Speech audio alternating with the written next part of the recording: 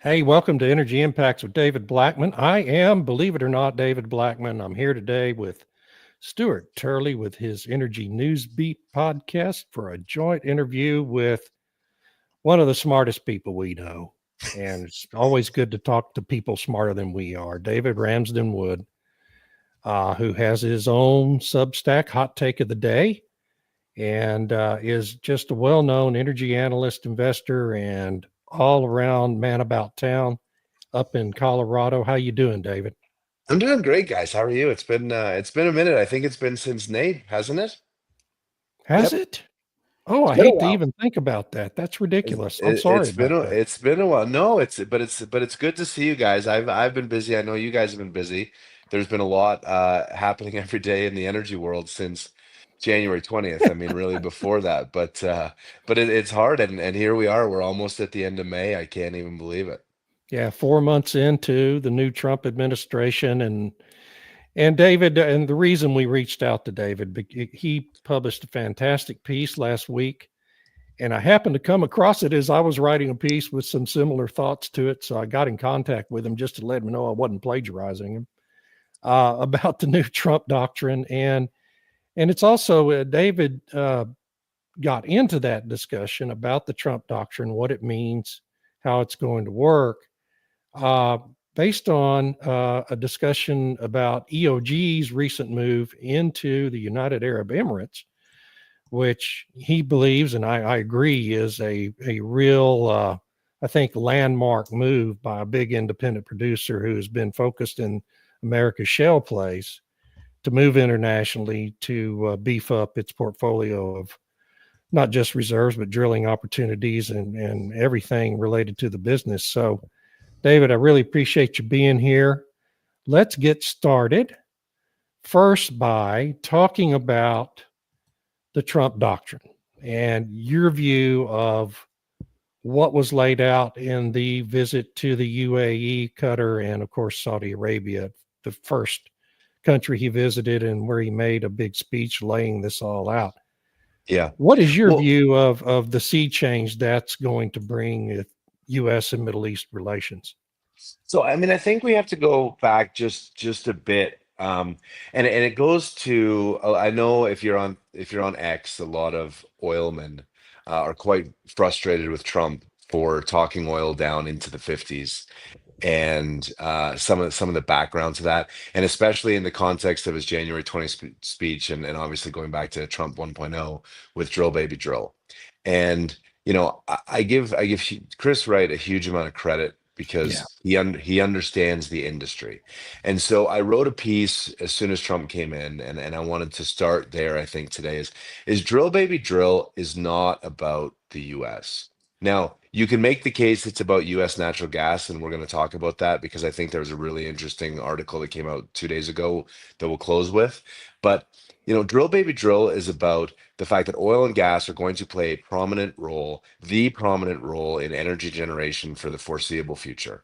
And the truth is the Permian has been peaking, and that US oil production is basically only back to where we were in November of 2019, couple 100,000 barrels, but with liquids and reporting, and it's basically the same number.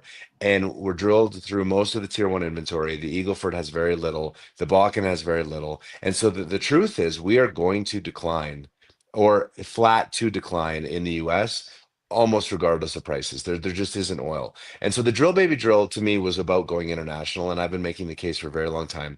The majors of the United States need to go to rule of law countries that have oil, have resources, and they need to deploy US expertise there. And the truth is, if EOG finds something of scale in the UAE, and it looked anything like the US shale, I mean, oil is going to be a $50 to $60 a barrel commodity for the foreseeable future Yeah. because you can do so much more with American technology internationally.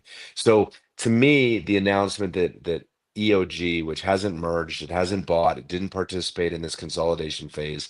They're saying we're going overseas, and in particular the Middle East, and the importance of the UAE Saudi relationship. I think is just the sign of the times, and it will not be the first major we see go overseas. Yeah, I think that's right, and it's just it's a big old concession EOG's got over there in the UAE. What is it, 900,000 acres? 900,000 acres. I mean, I can't even, I can't even put that in context because you sort of go, 1 acre is 42,000 square I feet. know. And so 900,000 acres, I don't really know how to even comprehend the size of that. But, look, EOG is a phenomenal explorer, and They it are. has been interesting to see over the last 5 years, right? Like the private equity, when I started with my partners, One Energy in 2016, if you came out of EOG, you were the man, right? And before that, it was Burlington, and after that, it was arguably Anadarko. Yeah. Uh, but EOG really hasn't done anything. And I'd written a post in 2019 that said, I think that Exxon should buy EOG, fire every onshore Exxon employee, Hmm. and let EOG run all of Exxon's portfolio, and then have Exxon focus on the things it's best at, which is huge international Yeah. capital deployment, refining, Gulf of Mexico, Gulf of America, America. America, Gulf America. Um, but anyway, so EOG's taking this. It's going to take years and years and years to actually turn into something, but it really shows that drill baby drill, especially for oil, is about energy independence outside. And I say this in all my speeches: when goods don't cross borders, soldiers Right. will. And and we need to have dependable energy from stable sources. And Saudi and UAE are two of the most stable, at least in my view, of Yeah. the current geopolitical environment. Hey, I want to thank you for mentioning Burlington Resources, my old company, by the way. It was a great company. Stu, you want to pop in? Yeah, great note from Messy Times. Christopher Messina, author of the Messina Times financial book. It is absolutely a great one. The Greenland government stopped a ban on its oil and gas exploration. The massive field it sits on would have the same global supply impact. Wow. Yeah, Uh, I've read that. One of the great things, DRW, that you're talking about, and I really applaud, is that the Trump visit, and I'm going to play the video with the sound off just as we're talking, as it's going along as we're going here. I've never seen such respect for our president in this last trip. I'm over here going, yay, we're back. But I think your article hits more of energy as an service, as an export. Our LNG exports are going to be the number one export to offset trade barriers, trade tariffs, I mean, and trading deficits. But where I think that this is even more important is as we take a look at trading blocks. I think the UAE, Qatar, the Middle East, and Russia and the US are going to be a new trading block with energy as an export service. And you look at India and Vietnam. Vietnam has now got ExxonMobil and Chevron working in there. They have been stagnant for years, and you're Mhm. seeing two of our big oil companies are starting to work in Vietnam. This is huge, David. I mean, I agree. And when you think about it, the North American complex, the number of people here, there's sort of like 550 million, and we use 220 gigajoules a year. Asia's 4.5 billion, and they use on average 60. So they use 75% less energy than us. And trade aside, I mean, the whole realignment of, I think what we're seeing in Trump 2.0 is, yeah, there's some logical connections, and Trump has put China squarely on the other side of the trading block. And I think, I like the comments about Greenland, for sure. Critical earth minerals, being able to navigate the ice waters. I mean, there's a reason that Trump said that he wants to acquire Greenland. For Oh, yeah. military purposes, for critical minerals, for oil. Pick your thing. That's a huge unexplored, untapped resource. And as technology evolves and our skills as the human race evolve, we're able to do work there. And then, yeah, I agree. The only product that the United States can really produce en masse right now is natural gas. And so I always found it funny. You remember the letter that Elizabeth Warren sent just before in November 2021, chastising the big CEOs of U.S. energy Oh companies God. because they were Yeah. sending natural gas and LNG overseas, and that it was hurting American consumers.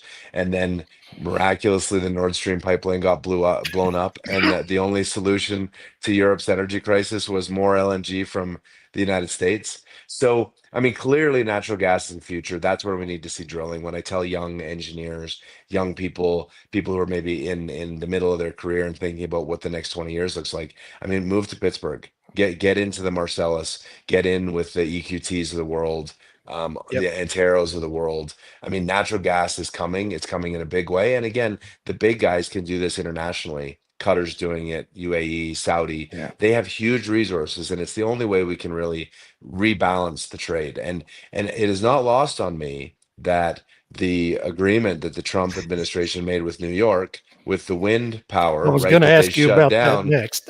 I mean, that's my blog for tomorrow Yeah, you think is, that's a quid pro quo? it's an absolute quid pro quo. I mean, the Eric Adams, whether we like it or not, that was a quid pro quo for uh, ICE and immigration Sure. enforcement. Yeah. And this 100% Wow. was shut down the wind. And if you approve a natural gas pipeline because of the New York ban, and you can feed the city of New York, yeah, 100%. And so now we get natural gas going into New York, and we stop with this climate garbage. When was the last time you heard climate change on mainstream media in the last 3 months? Remember before, I Yeah. know. It's almost disappeared. Yeah. Russia invades Zelensky, and he has a speech that says this is the reason we need to go green is to get off Russia's oil. You're like, no, that what are we talking about? And the New York City example is great. If you strung every single battery on Earth together, it could power New York City for 1.6 days. Yeah. Yeah. That's right. And Every only for 3 hours single though, because they would cycle down battery. in 3 hours, right? Right. I mean, and so take that, and yet natural gas wasn't able to get into New York State, and they didn't want to have pipelines. When you have the most prolific onshore resource right outside in the Marcellus, it's like, what are we doing? So it's nice to see And in the background a and level of and DRW, logic. we couldn't even import LNG to our own Boston Harbor to get it up there because of the Jones Act. The I mean, this Yeah. is Jones such an Act. Oh my God. We could oxymoron. spend an hour on that. Oh yeah, but this is absolutely horrific. New York State is absolutely in the mix of Hawaii, California. California is a whole nother animal. Newsom has just devastated they're going to see $9, $10 gasoline and diesel out there real soon with all the refineries leaving. The green energy policies of Germany, the UK, Canada, New York, New Jersey, Delaware, Hawaii all mean one thing: higher electricity prices, more horrific financial problems. Oh, absolutely. I mean, and Spain's a perfect example, right? I did a speech for my classmates. So some of you follow me know, out of, I guess, boredom, maybe certainly intellectual interest, but certainly out of boredom, I went to law school full time, Yeah. Yep. and half of my classmates, well, all my classmates really are half my age, and many of them have gone kindergarten straight through, not having worked. Wow. And it is interesting, like the doctrinal dogma of like people who are they deeply respect Marx philosophy, and they really believe that climate change is the existential crisis. And so we were supposed to give a 5-minute persuasive speech, and some people chose to talk about how I Met Your Mother's finale was the worst show ever, and it was a fun speech. But of course I chose, let's talk about climate change, and like what you haven't been told in school, and just like Wow. the eyes Yeah. of everything that I said, and so I use Spain as an example. Spain April 28th, gets 9 hours of 100% renewables, hydro, solar, wind, and they're very proud. And then 7 days later, they have a 24-hour plus blackout based on a zero point 0.2 hertz oscillation on a 50 hertz grid. And so you look at the percentage of that, that's 0.4% oscillation in power, and there's not enough inertia, and the whole thing goes down. And this is what we're doing in Colorado with some of the refining rules and the announcements of the refineries that are shutting down in California. I mean, California is in real trouble. Notwithstanding you can't rebuild the houses from the Right. Malibu fires, and notwithstanding some of their DEI, diversity, equity, homelessness, and the budget gaps, but their energy policy is just It's an non-functional. it's a national security problem now. Gavin Newsom has elevated California to a national security issue. They're the fifth largest economy in the world if you took them by themselves, and they Mhm. import X number percent of our crap into the United States. Now, if we start seeing $9, $10 diesel because we have to import the diesel, they import 70% of their crude oil from sanctioned countries in China. What the heck? I mean, that is they used to be energy independent. Now, let me ask this, DRW. Their refineries are set up for Alaskan oil. Alaskan's a different, it's not the sweet crude, it is a heavier oil. And my grandfather was attributed as being one of the chief geologists that discovered the North Slope. Love Alaska, love all my trips up there. But we're not going to be peak United States oil. We may be peak shale oil because there is so much other areas for everybody to drill in that natural gas and the molecules. I got two questions for you. Yeah. Everybody's talking about peak oil. I don't think we're there yet. I don't think we're there. I think Global demand peak oil, you mean? yes, Okay. peak. And I think peak shale, yeah, boy, that's a question because water, there's so much water versus that. And then the other question is around I forgot. I just had a senior moment. I had a Joe Biden Oh, Well, man, let's get to the well point. let's start with the peak oil. So I mean, is oil going to continue to grow? And Mark Rosano, who I know you guys know, he and I had a great conversation around it. I mean, the mix of crude, I think your point, the light sweet versus the Right. heavies are very different. And yes, our refineries in the United States are set up for a certain type of crude, and that we've been pumping a light sweet, and that the heavier barrels are probably more in demand. You look at how oil is trading, but I really like Alaska's currently 400,000 barrels a day, 500,000 barrels a Something day, like It, that. Yeah. right? I'm and yeah, and the Alaska pipeline is less than 10%, and it's at borderline shutdown. but so then take that. I mean, shale right now is 8 million barrels a day. Right. And so I mean, will Alaskan crude, to the extent that we're able to get up there and do more exploring over the course of time, but does Alaska go to 8 million barrels a day? Um, No. right. Yeah. And so then the question is, have we reached peak U.S. oil? I think We're probably definitively the close answer to is it. Yeah. yes. And there's some great images that you can pull just Hmm. stock from the underlying decline. And I'll send you this. It's a slide I made from like 4 years ago. But the underlying decline of shale wells is 40%. And so if you Wow. were to shut down fracking for 6 months, like that, this was the crazy thing about the Elizabeth Warren when she wanted to run for president in 2019. And she said that on day one, she would ban fracking. Yeah. If you banned fracking, 100% of the oil wells that are being drilled and completed right now are fracked, and you would Right. see a 5 million barrel a day decline within 6 to 9 months. Like the US would go from 13 to 8 in 6 to 9 months. And then Whew. the world would be chronically undersupplied.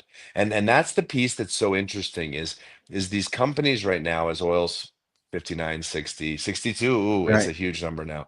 They can't really slow down Right. because their debt to EBITDA goes out of the world and they decline Right. 20%. And then the debt spiral is death. So they have to use hedging way more aggressively than they have, which is crazy. But they're drilling their best inventory, and like praying. And then the amazing thing is in 2022, when oil was over $100 a barrel, these CEOs continued to want to keep their jobs over doing the right thing for shareholders. And we still have too many CEOs per barrel. And we needed to consolidate. And now with stock prices down 50% from where they were 6 months ago, in a lot of these intermediates, you simply can't justify merging, because why would you do it now when you didn't do it 6 months ago? Right. And without a massive global change of declines, which again, the US declines 500,000 barrels a day, cool, but we need to see something structural that pushes oil to 80 to get these stock prices back. And then we need to be 10 oil companies in the United States and some privates, and then doing all international work and gas. Yep. It's like, this is not And we were hard. headed in that direction too, right? We I mean, were, before the but you price still, drop. the RBC page has way too many guys less than $10 billion. Right. And it's, it's just funny. Like, I listen to the All In podcast. I'm not sure if you guys do. They've had some of I've the heard it. Yeah. cabinet, yeah. So the cabinet secretaries have been on recently, and then Sundar Pichai, the Google CEO. Oh, right. I always forget his last name. He is brilliant, like brilliant, brilliant. Elon Musk is brilliant, brilliant. And I'm sorry that US E&P companies are not run by brilliant, brilliant guys. And the best voice that came out of our industry that actually gets it is Chris Wright. And he's now in the And he's in, administration. yeah. Right. So this is an issue that I think, like, and no, I'm not trying to be offensive to, but like, our business is not hard. It's the rock was Right. put there a couple 100 million years ago. The wells aren't getting better. Your inventory is declining, and it's a price and cost game. So figure it out and merge and get big, and then get international, where you can start moving pieces. And so back to where we started, EOG doing the UAE, like, this is huge technical skill, huge expertise, and a untapped 900,000 acres where they can bring American technology to global Nice. energy. That's Energy called energy independence. But and do you energy as view an that? export service. Energy as an Yeah. export service, helping us get to energy dominance. Do you view EOG's move, though, David? I understand the price point you're making. But do you view, I mean, EOG has always been one of the few big independents I've viewed as not being run by its management team to try to set it up to be sold. But I wonder if you view this move into the UAE as an effort by EOG's management to make it more attractive to an ExxonMobil with that major international asset now. ExxonMobil, of course, would love to have its Permian assets. Right. Maybe it's Eagle Ford, maybe, but not as much. But that big concession in the UAE might be really attractive to an Exxon or a Chevron or another bigger company looking for a acquisition target. I really don't. I actually see it as EOG doubling down on itself, because how long is this exploration cycle really going to take to get to a meaningful and valuable announcement of reserves? And quite frankly, Exxon could announce a similar deal with someone. So I really believe that EOG, it has been short inventory for a huge amount of time. I wrote an article on them in 2020 that suggested that they buy Marathon because their overlap was really strong. Obviously, Marathon's gone, as many of these other Right. companies are. And I believe that their expertise could have been used on Exxon's resource. EOG, like, they just don't have anything in the United States. So I believe the UAE is the announcement that EOG is now just going to become an international company with a cash flow base in the United States. Um, and and that goes forward. I will be interested when we talk about, like, acquisition targets. Who wins Hess Well, I know that's with such the a huge operator, question right now for with the both those companies. operatorship between the two? Yeah, Uh, that one's the more interesting, and I think it's a cautionary tale for other companies to have these ROFRs on certain deals, and the way they go into partnerships, because, like, the only reason you would ever want to buy Hess was that asset, and sure. and no one knows who operates it. in a merger. So pretty interesting. It really is. And it's for Chevron in particular. It's just such a huge wild card in their ongoing business plans. If they don't get that, then I think they will be out there looking for another deal, right? They'd almost have to be. Now Chevron, the one acquisition I've been impressed with Chevron's moves. When they lost out on Oxy, Right. or rather lost out on Anadarko to Anadarko, Oxy. yeah, yeah, Um, but their acquisition of Noble and the yeah, Israeli gas field that they picked up, I again back to the Middle East, like where uh, the administration has very clearly been pro-Israel, and to be honest, and this You're goes talking outside about my the ex Leviathan field. the Leviathan field, yeah, exactly. yeah. That's a heck Like of Because a Noble field. was the operator of that. the Yeah, whole reason to do Noble, Chevron's effectively closed their Colorado office. Like everyone is exiting the DJ Basin. There's no reason to be here. It's an anchor around the neck. The Leviathan field for Chevron was huge, and again from an energy independence standpoint, and the way the administration has been so pro-Israeli, and I mean honestly, I did not even know that there were so many people that supported Palestine in the U.S. And I know that this is like an ignorant thing to say, and it is outside my wheelhouse. But like just going back to the student protests that started in 2023 and infected school universities where students thought it was appropriate to disrupt class and break into buildings and camp. Like I don't know, I didn't grow up in the 60s with the Vietnam War and all the protests there, but like the anti-Israeli sentiment was crazy when Israel is like a very stable partner for the United States and a staunch ally. And when you think about like the gas fields and the stabilization requirements of the Middle East for where our energy comes from right now. It's a really weird geopolitical thing for me to yeah. observe. Stu, So you were going much to of say that, something? so much of that hatred of Israel, though, wasn't necessarily within those student bodies before October 7th, right? So much of it is activists going into those schools like Columbia and the other universities that got and overrun with it and and paid for preying by on the Soros. And easily malleable minds of those students, right? I mean, and that's what happened in the 60s too, is activists got into these campuses and brainwashed a ton of students. But, I don't think that anti-Israel sentiment was, I mean, it was there, but it wasn't as big as it has become now. let, let, let me ask this question of both of you back into the change in the oil and gas market. Let me get back to the oil and gas market. And that is, if we take a look at oil, we have the different blends. You have, the sweet crude, light crude, you have heavy oil sands. You have the demand for Russia crude, China and India is just growing still. India is the number one growing market in the world. China is stagnant. If China remains and keep afloat, I think you're going to see oil demand as a thing. But I think the molecule demand is going to change to natural gas. I think right now, do you remember and everybody was saying, oh, we're this pesky natural gas, and they just flare it.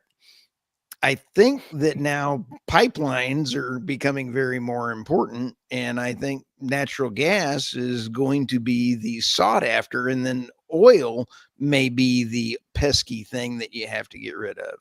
What are your thoughts there? I mean, so yes and no. I mean, it's interesting. Oil has to be produced with gas by nature of the way it's built and the drive mechanism. Gas doesn't need to be produced with oil. And so yes, you're going to end up with like a lot of light ends and condensate and Yep. and the uses for that. Yes, you're definitely going to see a shift in mix, and the fact that natural gas infrastructure, like I laugh at hydrogen, which first of all is the worst fuel idea of all time. And secondly, the fact that 95% of hydrogen is made from methane, we're basically taking a molecule that already exists, that already has pipeline infrastructure everywhere. We're putting a huge amount of energy into it to break it into two component H2 molecules to then build new infrastructure for and then go burn it the same way that we burn the CH4, which is the base product, the base like source of this. I don't get it at all. And we should be using way less electric cars and way more hybrids and way more Yes. compressed natural gas vehicles. And that really needs to be, if we want a cleaner energy future, and even take clean out, I don't care, an efficient, affordable, reliable energy future, which is important for human prosperity. We need to have more compressed natural gas cars and hybrids and not oil based combustion engines, so we can get, easily get to 40, 50, 60 miles per gallon with the technology, and we would use less critical minerals, we would use less oil, we would use more efficient energy. And it's shocking that the previous administration didn't just land on this as the moderate solution. The EV Right. car mandate is crazy. So yeah, Well, and that natural gas is the fuel of the future at 100%. yeah. I mean, I don't think it's really shocking considering who was really running the last administration. It wasn't Joe Biden. It really, I mean, It and was a these pack tapes, of real activist lunatics, and so you got what you got. right. I mean, and I think the tapes this week that came out, Oh and my! I mean, we knew it, and it's amazing that the media is just sitting back being like, we had no idea. He's shaking hands with ghosts on the stage. What do you mean? We had no idea. And it does make sense that these radical trans policies and just like this was pushed by people who were not elected, but knew Yeah. that they had like a figurehead in the office. It And they is, seized his powers for their own devices. Yes. and I don't think it's a conspiracy theory. And I it's No. amazing when you say that to Democrats, they're like so offended. But you're like, I mean, how many people support? Like, I coach a girls' high school golf team. The truth is, I hit the ball 100 yards further than them. My Right. son is a college golfer. If my son had said that he was a girl and wanted to compete on the LPGA tour, he would be one of the best golfers in the world, and I would not be proud of him because it like that's just like no, Right. that biology is it's shocking so that this is even like a debate. No, I know. Yeah, it's sad what's happened here. But anyway, Where do you see? I think Secretary Stu Wright keeps is trying to get us back on Yeah, topic yeah, here. yeah, So yeah. I, I Well, am but it's sorry, all man. it's all related, but it is all related. We it will go is back all to energy, related. Yes. but It you is all can't look related, at and you can't look at energy without looking at all of the polls. And Yeah. like Saudi is negotiating the Russian-Ukrainian peace deal. That is very key. it Um, is. the Live Tour and the PGA merger is about whitewashing their Khashoggi image, and I mean it is, and it's being facilitated by the administration. So you can't talk energy Wow. without talking Saudi, and you can't talk Saudi without talking Khashoggi, and you can't talk about their role in future geopolitics and energy dominance and partnerships and trade blocs without recognizing that that is why the Saudis are taking such a large role in this, and why Right. the UAE deal is so important, because UAE and Saudi are so important to Middle East energy. And you can't have an informed discussion about energy without including a discussion about policy, because policy drives energy and energy Or drives poopy policy. pants. Yes, And poopy exactly. pants was making Uh, decisions. well, So Poopy yeah. pants is, anyway. But we sit back and we take a look at Russia ending the. All Putin has to do is nothing, is what George McMillan, one of my podcast guests, is absolutely phenomenal. Putin is just trying to bankrupt the Bank of London. That's all he's trying to do. He could care less. He's already won the war. He's got his land bridge to the Crimea point that he took under Obama.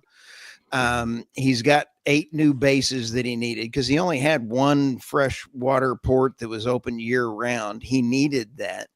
You take a look at Syria, President Trump lifting the Syrian port. Why did the regime change in Syria? It's because the previous guy wouldn't put in pipelines for the United States.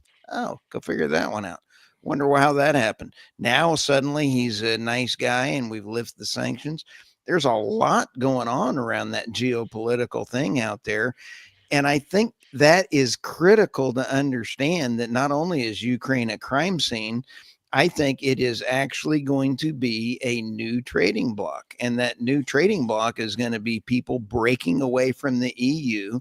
You're going to have Canada, which is now leaning to the UK, and the failed deindustrialization going on in the EU. It's a failed Western policy. So I mean, I guess a couple points there, because there was a few on the Russia Ukraine. I will admit, I have been surprised at the inability to get a peace deal done. And I think what that shows is that there's a huge amount of institutional inertia that supports this war, both in Europe and the remilitarization of Europe. And the EU announced $880 billion of bonds to put towards like defense. So, maybe Putin wants to bankrupt the London bank. To me, we haven't had an honest conversation around what's going on in Russia and No, Ukraine to get to a place where we could even like, and the fact that these ceasefire talks and like, I don't know where that goes, and that obviously swings. Then the second thing is on the trade blocks and Canada leaning towards the UK. I mean, it's all face saving, and no Trump. I get tweeting about Governor Trudeau and wanting to get rid of him. I did write a piece. Trump is extremely smart. And yes, he is. despite what he's tweeting sometimes that makes him sound a little bit goofy, um, I really think he purposely influenced the election to have Carney win over Polyev. No And doubt. and the reason I say that is because Polyev is similar to Trump, and as a half Canadian myself, Canadians hate Trump. And so Trump couldn't be beating up on Polyev every day because Americans who pay attention are like, you're just beating up on your brother. Like, you guys are so similar ideologically that this doesn't make any sense. And I really believe that if Carney doesn't win, Trump has a really difficult task at hand with Canada. Whereas Carney can play the villain. He's a World Economic Forum guy. He's a Bank of England guy. He's not a politician. He's got Napoleon syndrome. He's put in the exact same. You He's nailed put it. in the exact same cabinet that Trudeau had, that are all anti-pipelines, He was Trudeau's anti-energy. advisor.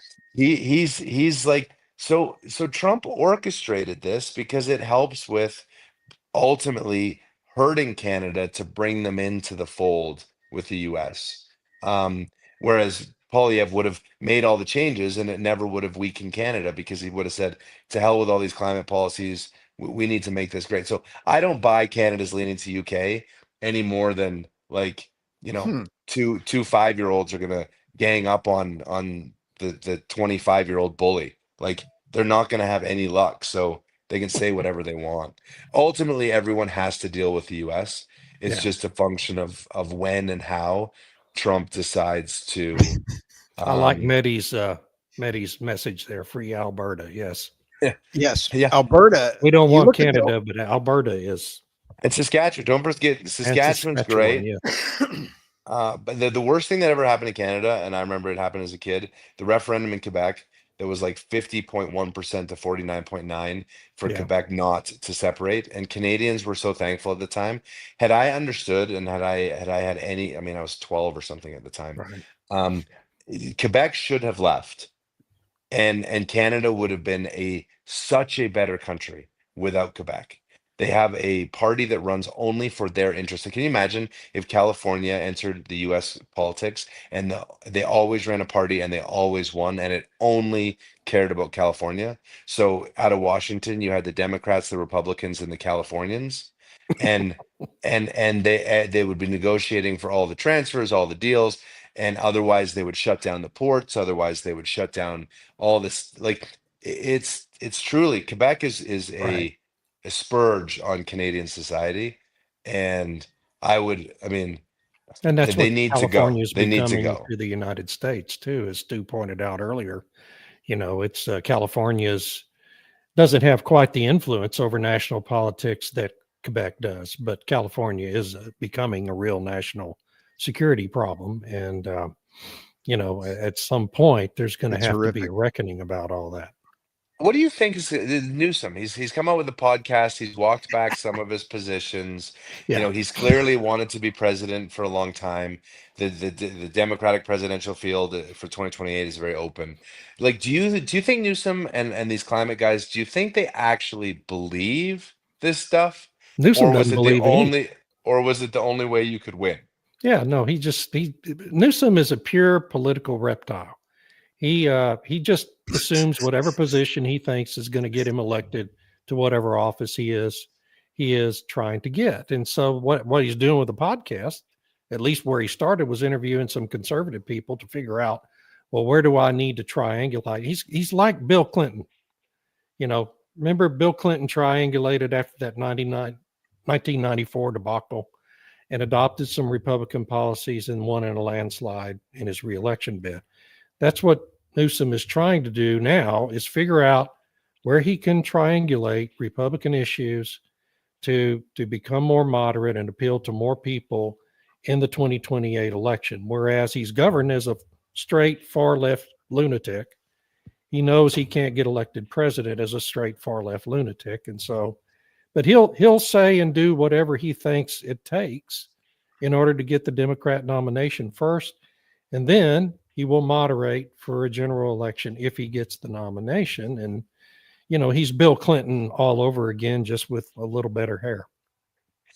Can Trump create enough inertia on Republican policies and the undoing of many of the Biden era administration policies? Can you create enough inertia that it permanently kills some of these movements? Do you believe the next 4 years will actually see the death of the climate change?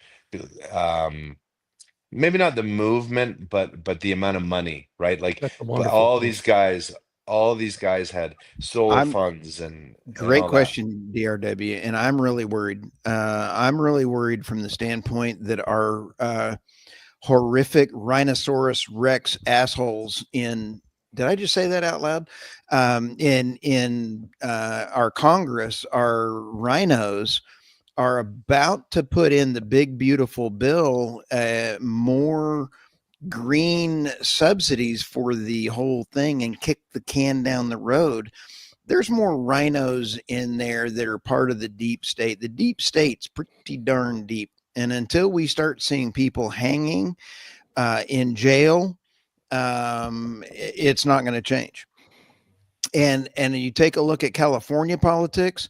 How in the world can California, 90% of the people identify as red voting folks, but they've got such a corrupt system? I'm not very positive feeling right now for the Republican Party. I'm America first. I believe in the Gulf of America, and I am I absolutely, in fact, let me go one step further. Stu, you've gone from keeping us on topic. Now you got me fired up. Way overboard. But go ahead.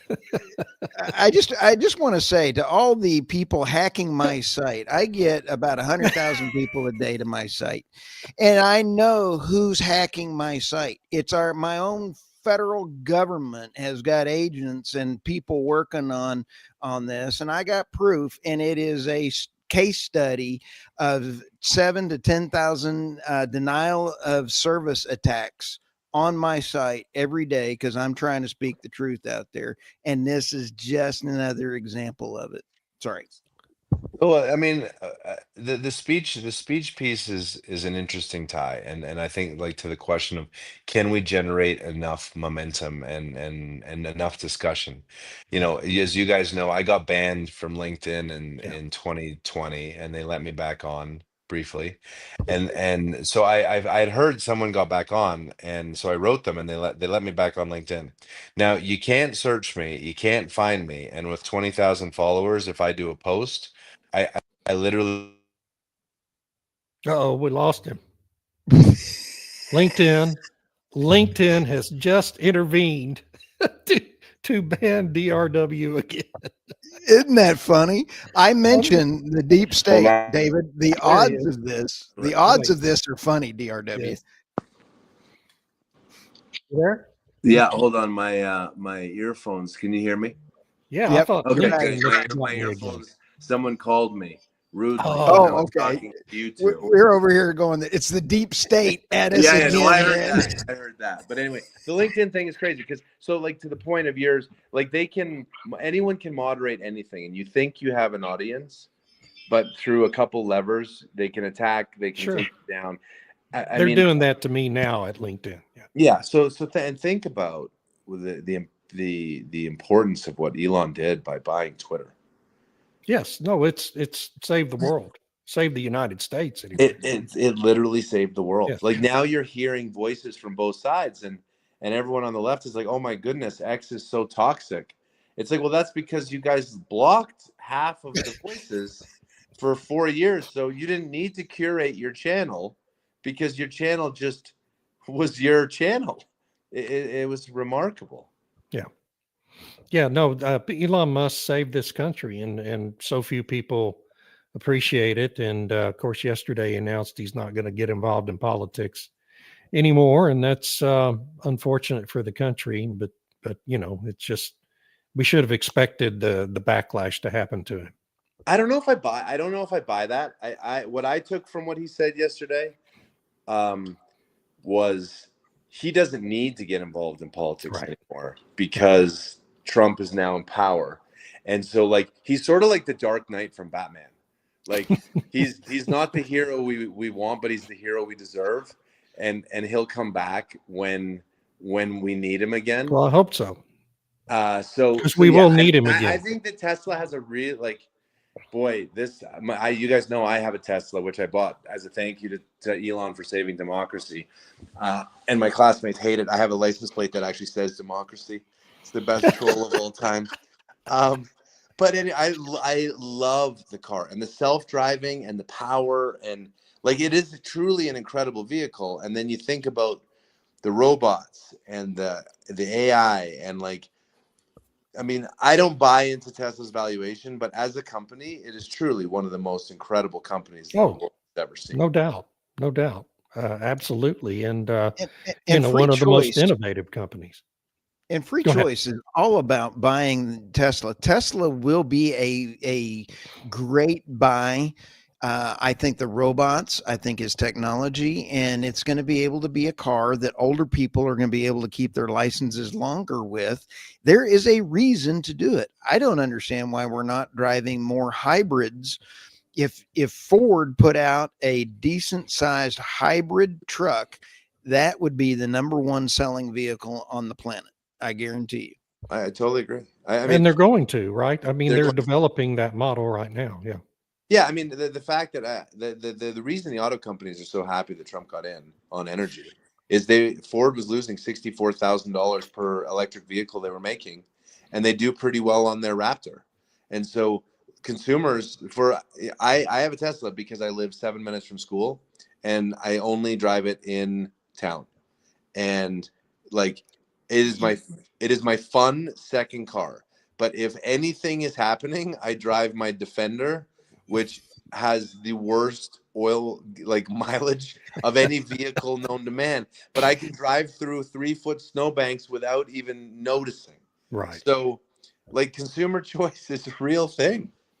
And I got to give our listeners a shout out, because your story of your trip in the snow on a hockey trip, I believe, with your son was absolutely a hoot. Hilarious. That was, I look back on that, and I've been doing a lot of personal reflection because I've changed a lot, and I think you guys have known, like at some point I have to go into politics, and I've resisted it for a while. I think I'm considering running for mayor in 2027. I can't win in Denver. So it's like, do I do city council and then use that as like a platform? Because you can take any clip of any hour interview I do and cut out 20 seconds and make me sound like anything you want to. But but you know what? You're usually right. I do look back on some of those videos that I made and the ridiculous character that I played on television to make points about energy. And that one was one of the best videos from Omaha of all time. You can find it on YouTube, and a much younger, a lot a lot crazier DRW is out there. So this is a much more moderate and calm. Well, God bless you. Good luck running for office in the city of Denver. That's Colorado, unfortunately, had seen its politics completely destroyed by this influx of Californians. Well, I think my mother was the president of the United Way in Calgary, and they had a saying that I actually think works really well in local politics, which is, if a city isn't great unless it's great for everyone. And I think a huge part of that is safety and police and education and economic policies that balance the budget and address the needs of people. And so, remember when those were the core functions of city government? No, I do. And I think bringing that back, I hope one day becomes apolitical. And like I call them rhinos, I don't really care. What I hate is that we now spend $7 trillion a year as a country, and pre-COVID we spent like $5 trillion. And we have an imbalanced budget. And yes, I'm all for the tax cuts and everything, but the reality is Social Security was put in 1935 when the life expectancy was 61 and you didn't get it till 65, and there were 33 workers for every retired person. Now we live till 80 and there are 2.6 workers for every retired person. You can't have it not change. It doesn't work. Yeah. But let me throw this thing. We only got a few more minutes here, DRW, and but I do want to say that if Nancy Pelosi had kept her greedy cotton picking California political bullcrap hooks out of Social Security, it would not be in what is a trouble, because she spent roughly several $1 million impeaching President Trump using funds from Social Security. So you take a look at all the bullcrap that our people have robbed Social Security, and how many millions of people are on Social Security out of the country, and the fraud is going on. Holy smoke. You eliminate that, there's a nice big chunk of money still hanging out. I hope so, Stu. I am a little concerned that we really, like, when Doge was doing its Doge thing, it didn't go into Medicare, Medicaid, and it didn't go into defense. And, again, I know that this takes time and the courts have been blocking maybe some of the data access, but we don't really know. Like, it's going to take a number of years, I think, to realize the number of self-dealings that were happening. And clearly it's been better hidden than we thought. And you look at the United Health company, I find the timing fascinating. Like, take separate and apart the assassination of the CEO, but this recent criminal scandal, and I guess this morning it came out that perhaps they were paying nursing homes to not transfer people. Like, oops. But like, it's the eye of the hurricane instead of Medicare, Medicaid being like the eye of the hurricane. So I find it interesting. They've almost outsourced like this faceless company, instead of us actually looking at what the government has been funding. Anyway, I'm going to be really interested to see how this big, beautiful bill and taxes and conversations around entitlements progress, because the truth is, if the 10-year hits 10%, 5%, which Mark Rossano believes strongly that it will, that is super bad for the United States.